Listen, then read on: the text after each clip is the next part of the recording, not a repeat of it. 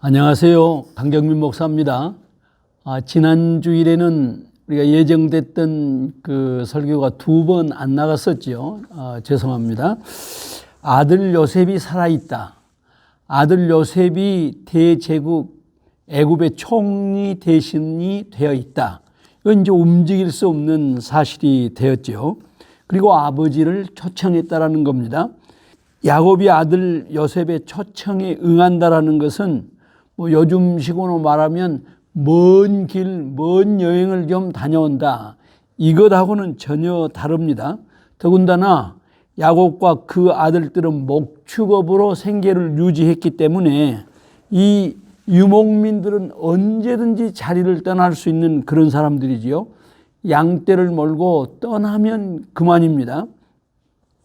요셉의 초청에 응한다라는 것은 완전한 이주를 뜻하는 거지요.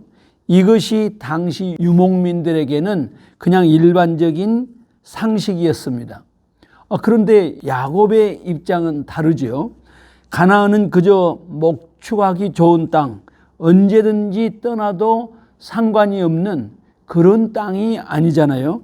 하나님께서 조부 아브라함에게 약속하셨던 땅, 아버지 이삭에게 약속하셨던 땅 뿐만 아니라 자기 자신에게 이 땅을 너희에게 주겠다라고 약속하셨던 그런 약속의 땅입니다. 그러니 그 땅을 그냥 떠날 수가 없지 않습니까? 지금 그 땅에 흉년이 들었습니다. 유목민으로서는 생존할 수가 없는 그런 정황이지요. 더군다나 아들 야곱이 애굽의 총리 대신이 되어 자신과 권속들을 먹여 살리겠다, 이렇게 초청한 것입니다. 뭐 선택의 여지가 없죠. 머뭇거릴 필요가 전혀 없는 상황이지요. 그러나 하나님의 사람 야곱은 달랐습니다. 하나님의 뜻이 무엇보다도 중요했습니다. 아브라함도 그 땅의 흉년을 피해서 애굽으로 내려갔었죠. 아버지 이삭도 가나안 땅에 흉년이 들자 묻지 말라 애굽으로 내려가던 차에 하나님께서, 그때는 이제 하나님께서 먼저 이삭에게 나타나셔서 애굽으로 내려가지 말라 이렇게 말씀하셨잖아요. 이삭이 고민했다라는 흔적을 우리가 성경에서 찾아볼 수 없지요. 그런데 야곱은 달랐습니다. 하나님이 먼저 말씀하신 게 아니라 야곱이 먼저 내가 이 약속의 땅을 떠나야 하는가, 아주 깊은 고뇌가 있었습니다. 그래서 비록 화려한 출발을 했고 화려한 여정이 시작이 되었지만 야곱은 그 여정을 잠시 멈추고, 요즘식으로 말하면 이 브엘세바라는 데가 그 국경지대예요. 국경, 마지막 이제 국경을 넘어가기 전 그 브엘세바에서 하나님 앞에 제사를 드렸습니다. 아들의 초청대로 내가 애굽에 내려가야 합니까? 그렇지 않으면 약속의 땅에 머물러야 합니까? 틀림없이 이렇게 기도 드렸을 겁니다. 성경에 그 말은 나오지 않아요. 그러나 성경이 증거하는 정황은 첫째, 브엘세바에서 야곱이 하나님 앞에 제사를 드렸는데 그 다음에 하나님의 응답이 나옵니다. 하나님의 대답이 나와요. 하나님께서 그 밤에 야곱에게 직접 말씀하세요. 이렇게 현연해서 말씀하시는 것은 또 이때가 처음이에요. 야곱아, 야곱아 부르시니 야곱이 내가 여기 있나이다 이렇게 대답합니다. 나는 하나님이라, 네 아버지의 하나님이니 애굽으로 내려가기를 두려워하지 말라. 내가 거기서 큰 민족을 이루게 하리라. 내가 너와 함께 애굽으로 내려가겠고 반드시 너를 인도하여 다시 올라올 것이며 요셉이 그의 손으로 내 눈을 감기리라. 여러분, 내용을 보면 이미 이 말씀 익숙하지요. 야곱이 이제 외롭게 바다난 아람으로 떠날 때에 그 광야에 하나님께서 나타나셔서 야곱이 돌베개를 베고 잠을 청할 때 하나님이 나타나셔서 말씀하셨던, 약속하셨던 그 내용이 있지 않아요? 내가 너와 함께하리라. 내가 너를 떠나지 아니하리라. 내가 내 뜻을 다 이루기까지 너와 동행하리라. 예. 그런 약속이었잖아요. 그 창세기 28장 15절이었죠. 그 베델의 언약과 정확하게 일치한 말씀을 이 브엘세바에서 다시 말씀하셨습니다. 다른 것이 하나 있다면 너는 이 땅 애굽에서 죽을 것이고 네 아들 요셉이 내 눈을 감기리라. 내 장래를 책임질 것이다. 이 말씀만 다르죠. 가장 중요한 것은 임재의 약속이었습니다. 내가 너를 떠나지 아니하리라.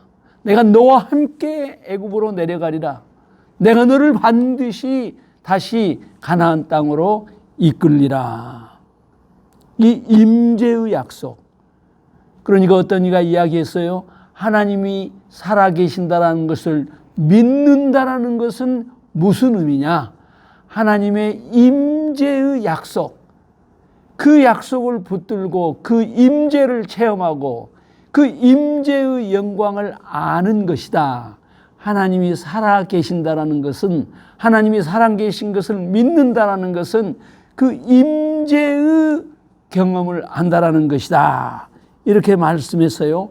옳습니다. 오늘날 코로나 때문에 우리가 형제들을 만나지 못하고 교제하지 못하고 떡과 음식을 나누지 못한 것은 너무나 아쉽고 너무나 안타까운 일이지만, 코로나로 인해서 우리가 다시 한번 근본으로 돌아가야 할 것이 있죠. 그때 우리의 예배에는 하나님이 임재하셨나? 그때 우리 교제에는 하나님이 임재하셨나? 이 본질에 대한 진지한 성찰이 있어야 하지 않겠습니까? 하나님은 약속의 땅을 떠나는 야곱에게 여러 약속을 하셨지만은 그 약속의 근본, 탁월성은 역시 하나님의 임재의 약속이었습니다. 애굽을 두려워 말라. 내가 너와 함께 가겠다. 야곱은 다른 것을 구하지 않았습니다. 하나님께서 함께 하신다. 임마누엘의 하나님. 임마누엘의 하나님, 그것이 해답이었고 그것이 모든 것이었습니다. 자, 우리 여기서 한 가지만 기억하고 넘어갈까요? 하나님께서 이 중요한 시기, 이 중요한 언약을 하시면서 하나님이 직접 야곱을 2인칭으로 부르시지요. 어떻게 불렀어요? 야곱아, 야곱아, 야곱아, 야곱아. 그러니까 지금 이 야곱이라는 말은, 야곱이라는 이름은 무슨 사기꾼의 대명사 같은 이야기가 결코 아니지요.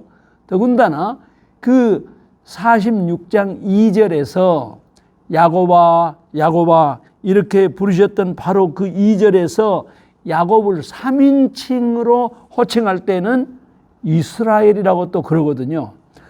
그 밤에 하나님이 이스라엘에게 나타나 이르시되, 그랬잖아요. 그 밤에 하나님이 이스라엘에게 나타나 이르시되 야곱아, 야곱아 이렇게 호칭하셨거든요. 그러니까 성경은 야곱이라는 이름과 이스라엘이라는 이름을 아주 자연스럽게 교차적으로 사용하고 있는 것이지요. 이때 이제 야곱과 함께 내려갔던 야곱의 권속들이 모두 70명이다 그랬고요. 이 70명이 애굽에서 430년을 지내면서 이제 약 한 200만에서 250만, 그때 전쟁에 나갈 수 있는 남성들, 이 사람들만 60만이었으니까 인구 전체로 말하면 최소한 200에서 250만 정도의 대민족을 이루고 이제 나오지 않습니까? 모세와 함께. 그러니까 하나님께서 아브라함에게 약속하셨던 내 민족을 하늘의 별처럼 바다의 모래처럼 많게 하리라 하는 그 거룩한 약속이 이런 신비한 역사적 체험을 통해서 성취된 것이지요. 야곱이 요셉과 어떻게 상봉했나요? 야곱이 예를 갖춰 요셉 총리 대신을 만났을까요? 그렇지 않았죠. 유다를 사신으로 보냅니다. 아들 유다를. 그리고 요셉, 네가 고센 땅으로 올라와서 나를 맞이하라. 이렇게 야곱이 요셉에게 명하지요. 아버지의 권위가 사라지지 않았습니다. 그래서 총리 대신 요셉이 예를 갖추어서 고센으로 올라오고 거기에서 눈물의 상봉을 하지요. 아마도 우리에게 익숙한 남북 이산가족 장면을 생각하면 영광스러운 상면의 장면을 상상할 수 있을 것 같습니다. 그리고 그때 야곱이 남겼던 말은 이 말이지요. 내가 너를 만났으니, 내가 너를 보았으니 이제 죽어도 한이 없다. 아마 야곱의 진실이었을 겁니다. 이제 야곱과 그 형제들, 그 아들들, 그 요셉의 형제들이 바로 왕을 아련하는 일만 남았죠. 요셉으로서는 가족을 왕에게 소개시킬 때 상당한 걱정이 있었던 것 같아요. 우리가 일반적으로 잘 모르는 사람에게 자신이나 자기 가족을 소개할 때는 그래 약간 뭐 거짓말은 아닐지라도 약간 과장하는 게 일상적이지 않습니까? 상식이지 않나요? 그런데 요셉은 그 아버지와 이제 형제들을 소개할 때 꼭 이렇게 말하십시오. 왕이 너희들의 직업이 뭐냐? 그러고 말하면은 아주 분명하게, 아주 머뭇거리지 말고 우리는 처음부터 목축했던 사람들입니다. 이렇게 대답하라고 가르치지요. 왜냐하면은 이 목축업은 애굽 사람들이 아주 멸시한 직업이라고 말이죠. 멸시했던 직업인데 그걸 강조하라 하는 걸 보니까 요셉에게 상당한 근심이 있었구나 하는 걸 짐작할 수 있지 않습니까? 여러분, 우리가 46장 8절에서 보았었는데 하나님이 나를 바로의 아버지로 삼으셨습니다. 하나님이 나를 그 온 집의 주로 삼으셨습니다. 하나님이 나를 애굽 온 땅의 통치자로 삼으셨습니다. 아버지로 삼으셨다. 주로 삼으셨다. 통치자로 삼으셨다. 그러니까 이 요셉의 그 애굽에서의 그 권위는 뭐 절대적이었지 않습니까? 그런데 그 권위가 정치 권력으로 오해받거나 혹은 정치 권력으로 변질되면 피비린내 나는 권력 투쟁이 될 수밖에 없지요. 그래서 아버지와 형들에게 신신당부합니다. 바로가 너희 직업이 무엇이냐 묻거든 확실하게 대답하소서. 우리는 본래부터 목축하는 자들입니다. 몸을 낮추세요. 몸을 낮추세요. 그런 뜻 아니에요? 예. 바로의 눈에 거슬리지 않게 해주세요. 이런 부탁이지요. 요셉은 자기 자신이 총리 대신이라고 해서 권력을 남용하는 그런 것과는 애시당초 관련이 없었죠. 주님 말씀대로 순수와 지혜를 겸비했던 탁월한 지도자지요. 우리 주님께서 우리에게 당부하셨던 것처럼 뱀같이 지혜롭고 비둘기같이 순결하라. 믿음만 내세우지 아니하고 뱀같은 지혜로 비둘기 같은 순결함으로 어디에서나 승리하는 주의 자녀들 되시길 주님의 이름으로 축원합니다. 감사합니다. 기도하십시다. 하나님 아버지, 요셉과 또 그 아버지 야곱의 영광스러운 그런 상면을 보면서 하나님의 놀라운 섭리, 하나님의 섭리가 성취되는 역사의 신비를 깨닫게 하여 주신 것을 감사합니다. 요셉이 자기 자신을 낮추고 뱀 같은 지혜로움과 또 비둘기 같은 순결함으로 세상을 이겼던 것처럼 저희들도 그와 같은 승리가 이루어지도록 도와주시옵소서. 예수님 거룩하신 이름으로 기도하옵나이다. 아멘.